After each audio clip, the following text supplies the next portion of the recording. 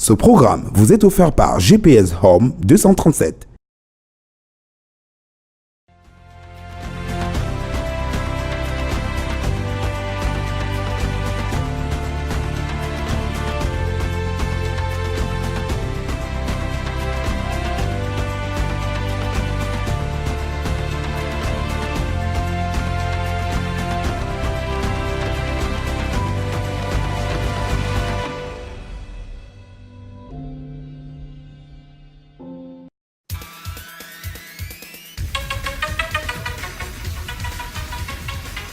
La vie nous offre parfois des moments exceptionnels. Allô ma puce. Ok, à tout à l'heure. Parfois, nous posons des actes qui portent préjudice aux autres.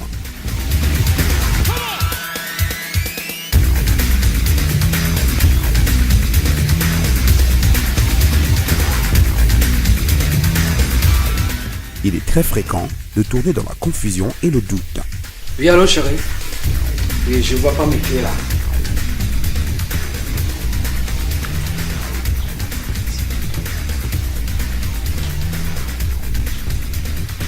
Là, on n'est pas à la salle de sport, ça, c'est pas ça. Il nous arrive, à un moment ou à un autre, de perdre quelque chose de valeur. Bonsoir, mesdames. Bonsoir, monsieur. Au revoir, mes clés. Bon appétit.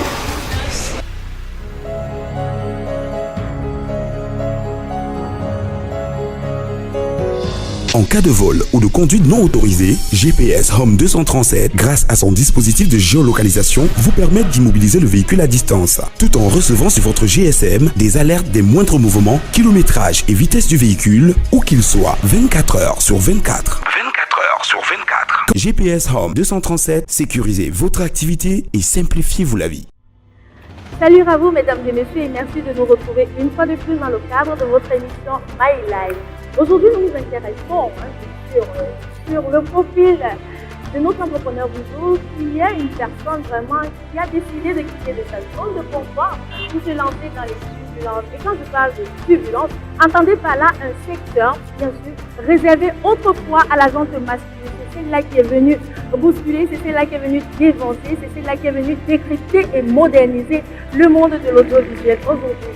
Je le dis avec autant de sourire parce que c'est une femme qui mène la danse. Et je pense qu'ensemble, mesdames et messieurs, nous allons décider sur le mystère qui plane autour.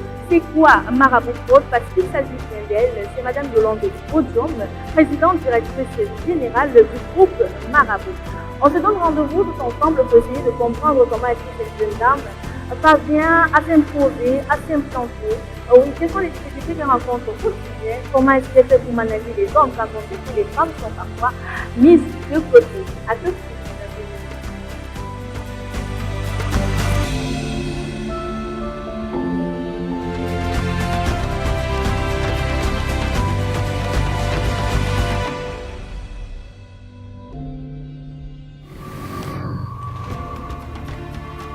Wow. Bienvenue. Ouais, merci. Vous êtes toute belle. Bah, je sais comme vous, pas plus que vous. Hein. Vous Merci. êtes magnifique en tout cas. Merci beaucoup. Ouais. Bienvenue. Merci. Et merci de nous avoir honorés. On vous sait trop occupé. C'est moi qui vous remercie. Peut-être occupé, oui, mais quand il faut partager, on trouve le temps. Voilà. Ok, merci bien. En fait, nous allons commencer notre émission avec la première interpellation. Il s'agit tout simplement du fun time. Oui, comme son nom l'indique, vous pouvez deviner. Nous allons nous amuser. Vous préférez danser ou chanter? Danser ou chanter, peut-être plus danser quand même. Peut-être plus danser? Oui, parce que si je chante, je ne suis pas sûre que vous allez vous en sortir. En tout cas, moi, je vous conseille pas.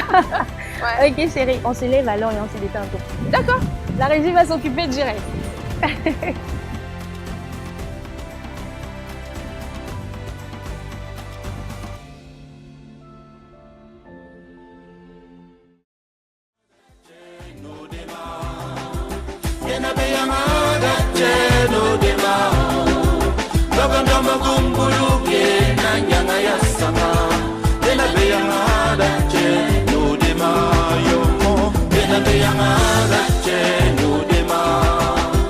Tena be yanga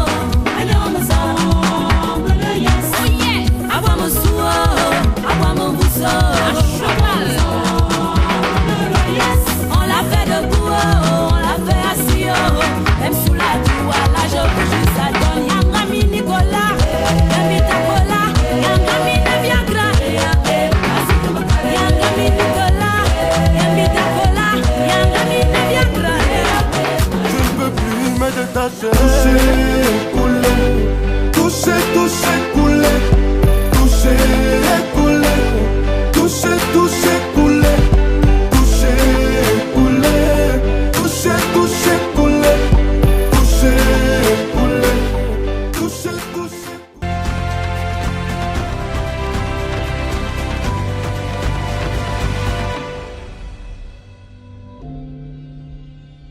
Nous nous sommes quand même bien amusés. Ça n'a Oui. pas été du tout évident. Super.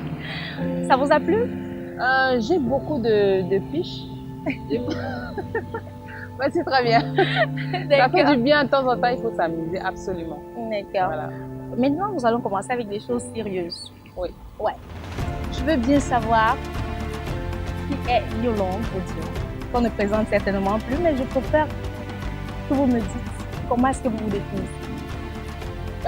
J'ai envie de dire que je suis une Camerounaise, un pur produit camerounais, issu des écoles camerounaises et qui essaye de faire son chemin, de réaliser son rêve grâce à toute l'énergie positive que j'ai eue autour de moi, notamment avec ma famille. C'est tout simplement ça.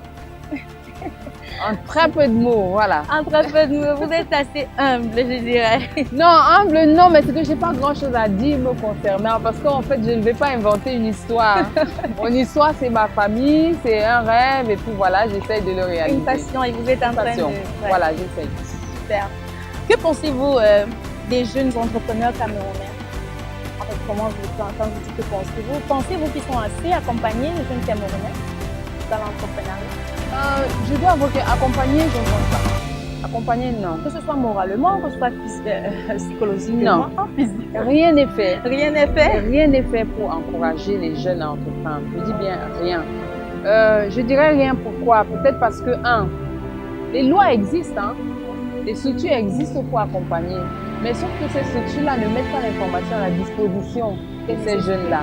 Et comme malheureusement, on a cultivé la mal ou la non-information, donc on n'a pas l'habitude d'aller vers cette information-là, ça crée la rupture. Mais je pense que quand on met en place une structure, quand on met en place des systèmes ou alors des lois pour pousser à l'entrepreneuriat, on doit faire savoir. Ça veut dire qu'on doit informer, on doit communiquer, mais ce n'est pas fait. Et malheureusement, on ne cherche pas. Et puis maintenant, on n'a pas le courage de se lancer la plupart du temps. Et évidemment. Ben, le courage vient du fait que malheureusement, on met l'entrepreneuriat dans le besoin financier. En premier. J'ai un projet, il me faut de l'argent pour le réaliser. C'est d'abord l'argent qu'on met devant. Non, ce n'est pas l'argent qu'il faut mettre devant. Quand vous avez bien pensé à un projet, vous allez toujours trouver des gens qui vont vous accompagner. Ça peut ne pas être une banque parce que, évidemment, elle n'accompagne pas forcément. Mais ça peut être des gens autour de vous qui comprennent ce que vous voulez faire, qui croient en vous et puis qui, petit à petit, comme ça, mettre des énergies et vous poussent.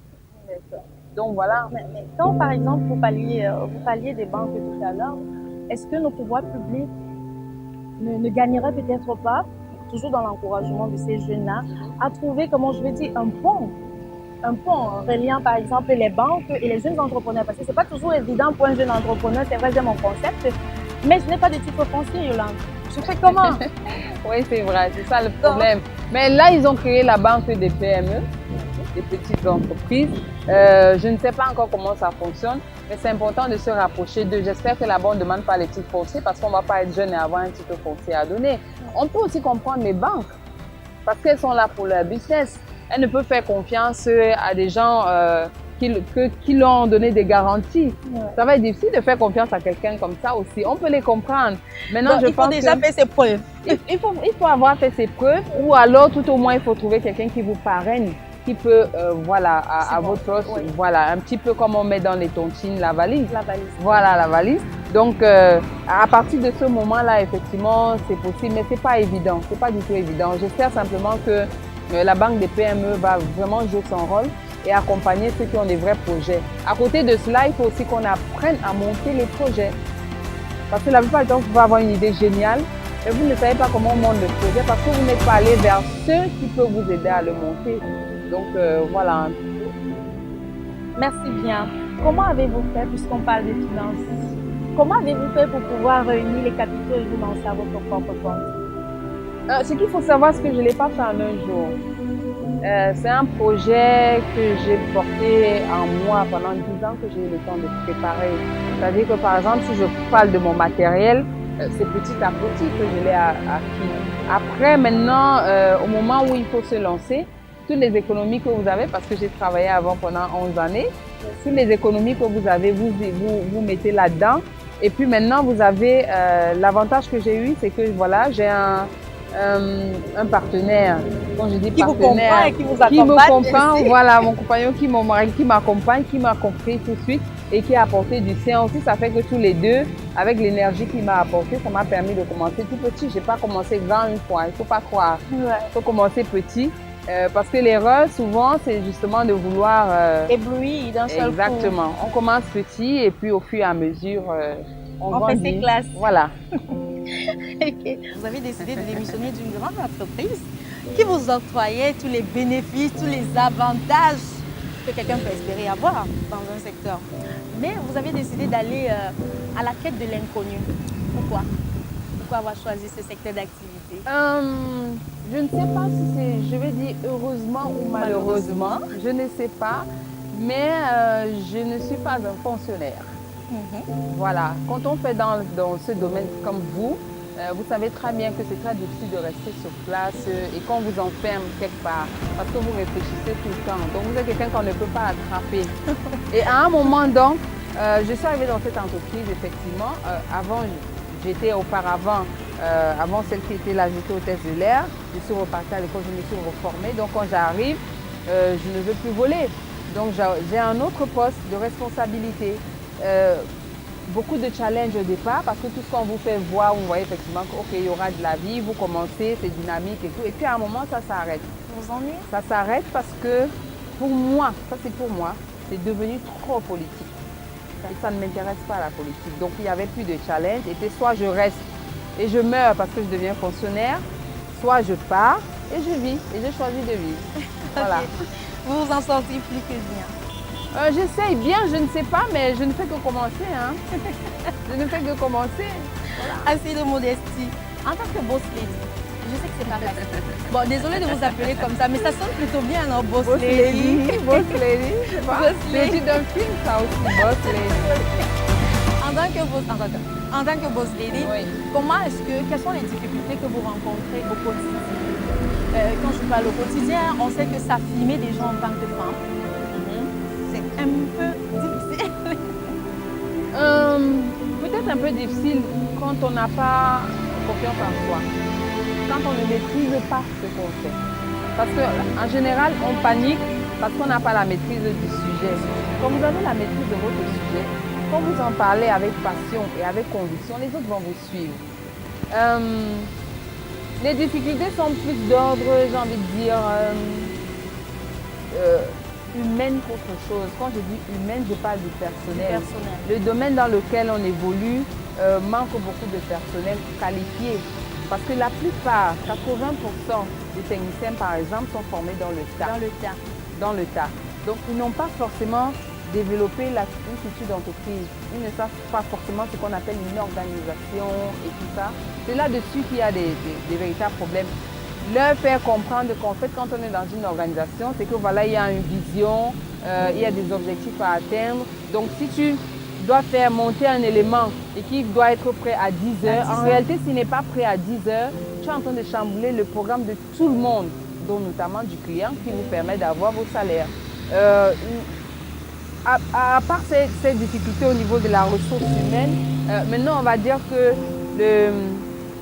le domaine de l'audiovisuel est encore assez fermé et les entreprises qui doivent pouvoir vous accompagner là-dessus ne comprennent pas encore véritablement au niveau du pays ici au Cameroun la qualité qu'on peut avoir parce qu'on a des techniciens qui sont extraordinaires, qui sont super bien. Mais maintenant, ils préfèrent la plupart du temps aller chercher à l'extérieur. Je ne sais pas si c'est une question de couleur. Je ne sais pas, mais ils n'arrivent pas à faire confiance aux locaux. Pourtant, il y a un travail énorme qui est fait. Donc, ça peut être à ce niveau-là, mais je pense qu'au fur et à mesure, on est en train de s'imposer petit à petit. et que après tout ça va devenir quelque chose de normal et qu'on ne se retrouvera plus face à ce genre de difficultés. D'accord. Nous l'espérons également. Vous avez parlé tout à l'heure, par exemple, de la canalisation des techniciens au niveau des ressources humaines. Quand vous donnez, par exemple, un ordre, ou alors quand vous demandez un service à votre employé, celui-là, est-ce qu'en réagissant, est-ce qu'il ne se dit pas, oh, mais cette femme, elle se prend pour qui? Mais cette femme, je suis son aîné, mais cette femme, elle me demande de donner un élément à 10 heures. Mon enfant était malade hier, est-ce qu'elle ne prend pas tout ça en compte? Comment vous faites pour parvenir à bien les manager, à manager des gens? Je dois dire que c'est peut-être parce que mon style de management est plus participatif. Certains diraient même paternaliste, c'est-à-dire que je fonctionne comme dans une famille. Et quand dans une famille il y a un problème, on parle.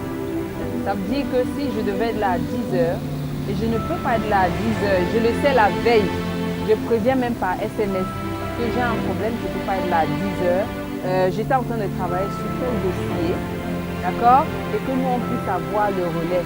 Si on ne peut pas livrer, au moins on a la possibilité d'appeler le client pour lui dire écoutez, on va accuser un petit retard pour telle raison, mais vous serez livré. Bon, mais je fais en sorte que j'ai fait le choix de faire confiance aux jeunes. Pour la plupart, ceux qui travaillent chez Marabout ont été formés là. Wow. Ça veut Vous avez dire que j'ai pris un risque énorme. Oui, peut-être un risque, mais au moins, ça me permet de leur inculquer un certain nombre de valeurs. C'est-à-dire qu'ils grandissent avec une culture d'entreprise. Ceux qui n'y arrivent pas partent. Hein.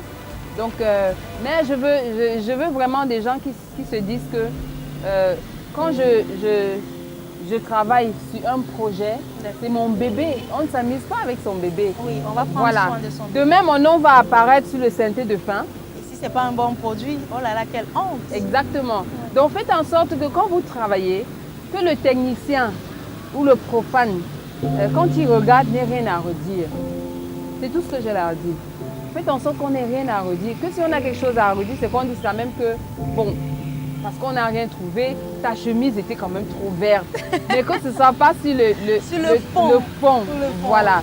Donc, mais j'ai un management participatif qui fait en sorte que tout le monde contribue au projet, tout le monde donne son avis et tout. Et il faut défendre ses avis. Donc, il faut convaincre, il faut argumenter. Et puis, voilà, je suis complètement ouverte. Voilà. D'après vous, pourquoi les jeunes femmes entreprennent moins que les hommes? Parce que nous avons pu constater que le taux d'entrepreneuriat des femmes est quand même assez faible. D'après vous, qu'est-ce qui ne marche pas ou qu'est-ce qui n'a pas marché? Je ne sais pas si c'est que ça marche ou ça ne marche pas. Ce qu'il ne faut pas oublier, c'est qu'il y a déjà la culture.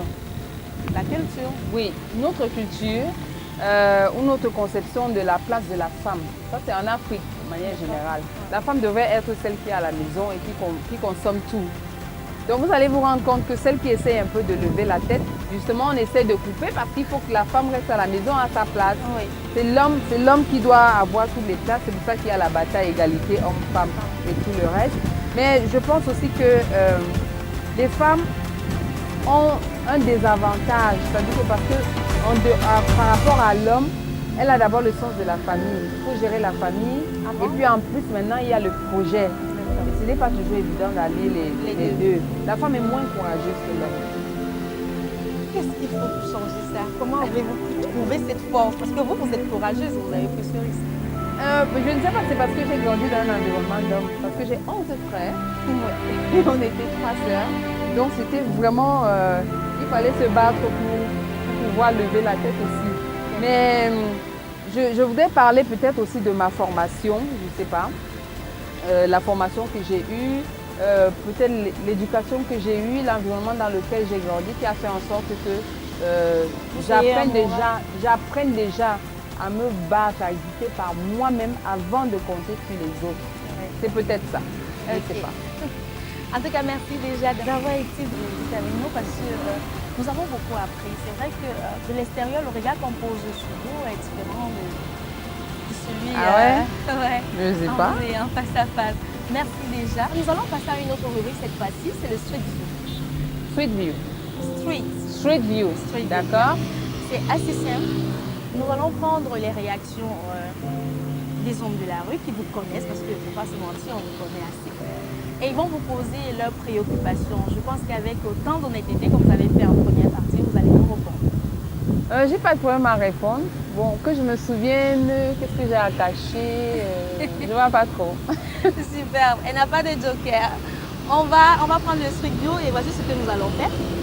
Vous allez, à travers cette tablette, ok, D'accord? essayer de sélectionner quelques intervenants et répondre avec autant de franchise. Vous êtes prêts? Oui. Asseyez-vous confortablement, je pense que voilà, Je suis assise. c'est super. On peut lancer avec le studio.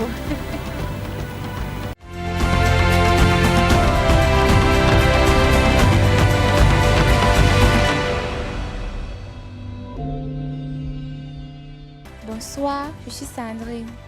Est-ce que Madame Yolande Bodjon est mariée? Est-ce que je suis mariée? Oui. Oui, et certainement que vous devez vous dire que oui, mais pourquoi alors elle s'appelle Yolande Bodjon? Yolande Bodjon, c'est mon nom de famille, oui. Maintenant, vous savez que quand on change de nom, c'est toute une transition parce que vous avez travaillé pendant très longtemps avec un nom, on vous connaît à travers ce nom-là. Et puis maintenant, vous entendez simplement avec votre mari et il vous laisse continuer avec le nom que vous avez. Le temps que vous gérez la transition, c'est que c'est en communication, on gère les transitions, un peu comme quand on change de nom de marque, voilà. Mais vous savez que moi, je suis contente de parler de ça simplement parce qu'au moins, la femme a la chance de pouvoir changer le nom quand elle veut, quoi. C'est un avantage.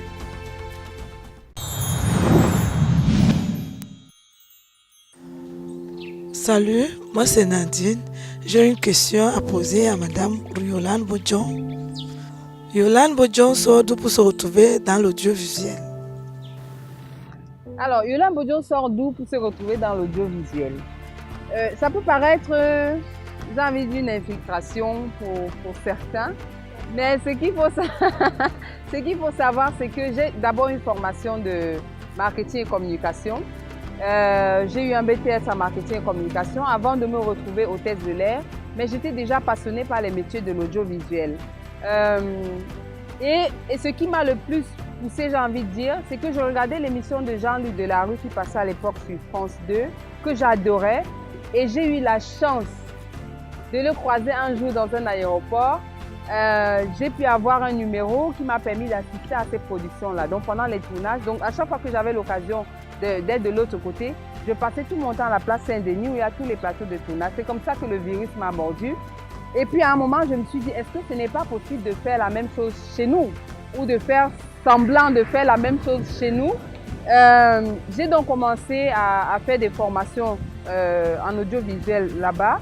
Et entre Nagui, entre Delarue lui-même avant qu'il ne parte, ils m'ont permis d'avoir accès des fois aux coulisses. Donc de poser des questions, de voir comment ça se passe. Ça fait que à partir de là, je me suis dit, ok, quand je sors de cet avion, il faut absolument que je fasse quelque chose dans ce sens-là. Donc j'ai commencé à m'équiper petit à petit et puis voilà. Mon rêve en fait, c'est de pouvoir faire un studio magnifique, moderne, exactement comme chez eux. Mais je commence petit parce que ça coûte extrêmement cher la production. Et j'espère que avec le temps aussi, notre environnement comprendra ce que c'est que la production audiovisuelle et que ce sera reconnu à sa juste valeur pour permettre justement que ce soit beaucoup plus développé.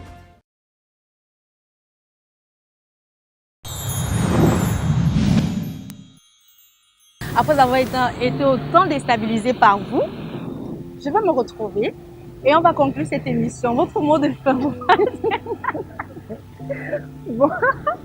Le mot de fin, c'est dommage que ça finisse, ça se termine déjà. Mais ce que je veux dire, c'est que il est important dans l'environnement dans lequel on est aujourd'hui au Cameroun, que les jeunes, que ce soit les jeunes garçons ou filles, hein, et les femmes ou les hommes, se prennent en main. Se prendre en main aujourd'hui, c'est se dire, par exemple, que quand je vais à l'école, je ne vais pas à l'école pour avoir un diplôme. Je vais à l'école parce que je vais acquérir le savoir. Et à partir du moment où on est encore même à la CIL, au cours moyen 2, on se dit, mais tout ça, on va déjà pouvoir porter un projet, se dire que voilà ce que j'aimerais faire. Et se dire que demain, je ne vais pas à l'école parce que je vais aller faire le concours 2, mais parce que je vais moi-même créer mon entreprise et maintenant employer aussi des gens. L'autre conseil que je vais donner particulièrement aux jeunes dames, c'est déjà d'avoir confiance en soi. Ça va vous éviter de céder au chantage, parce qu'il y a plein de chantage de la part des hommes et parfois même des femmes aussi. Quand vous avez confiance en vous, quand vous savez ce que vous faites, quand vous avez la maîtrise de ce que vous faites, vous ne pouvez pas paniquer. Donc prendre son courage et puis maintenant bien monter ses projets, les soumettre à des personnes qui sont à même de nous accompagner. L'accompagnement n'est pas que financier, l'accompagnement aussi c'est dans les conseils. Aller vers ceux qui ont déjà une certaine expérience, qui ont déjà pris le risque et ils pourront vous dire attention ici, attention là. Et puis maintenant se dire que allez, je me lance. Vous avez parfaitement raison. Merci déjà de nous avoir honorés. Merci. C'est moi qui vous remercie. Merci d'être venu. Oh là là. Non, c'est moi qui vous remercie. Et puis, je repars avec beaucoup de choses positives, mais surtout avec un joli modèle de tenue. Voilà. Okay. Mesdames et messieurs, merci déjà également. Merci à vous aussi de nous avoir suivis. Nous espérons que Madame Yolande Bodion vous a quand même édifié parce que son parcours est plutôt élogieux. On le disait à l'introduction de cette émission. Nous vous souhaitons juste le meilleur. Nous vous donnons rendez-vous la semaine prochaine, toujours avec le même plaisir. Portez-vous bien. À très bientôt. Bye bye. Ah, ciao. Bon, maintenant c'est 10 000 le modèle. Seulement 10 000. Le droit de l'œil. Ah Seulement oui, le droit de l'œil, c'est le droit de l'œil. Voilà. Ah ouais. Et 10 000 francs.